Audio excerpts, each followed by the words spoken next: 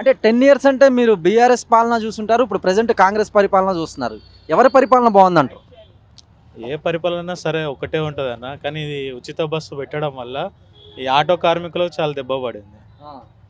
చాలా చాలా దెబ్బ పడింది. రోజుకి మేము సంపాదించేదంతా డీజిల్కి, ఈ పోలీసు వాళ్ళు చాలన్లకి దానికే సరిపోతుంది. ఇంటికేం తీసుకెళ్ళట్లేదు. అది కొంచెం ప్రభుత్వం స్పందించి యాక్షన్ తీసుకుంటే మంచిగా ఉంటుంది. అలాగే ఆటో కార్మికులకు సంవత్సరానికి 12,000 ఇస్తామని అయితే రేవంత్ రెడ్డి హామీ ఇచ్చారు. అది ఇస్తున్నారు అప్పుడు?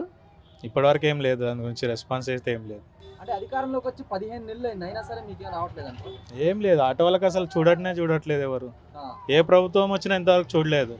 కానీ ఏదైనా ధర్నా చేయాలంటే ఆటో వాళ్ళని తీసుకెళ్ళి చూపించడం అంతవరకే, కానీ ఇంతవరకు ఎలాంటి హెల్ప్ చేసింది లేదు అసలు. అంటే ఇప్పుడు ఈ బడ్జెట్లో కూడా తెలంగాణ బడ్జెట్లో ఆటో కార్మికులకు సపరేట్గా నిధులు కేటాయించాలని అయితే ఎల్లుండు అంటే ఫిబ్రవరి 15వ తారీఖు అయితే ధర్నాకు పిలుపునిచ్చాయి ఆటో కార్మిక సంఘాలు.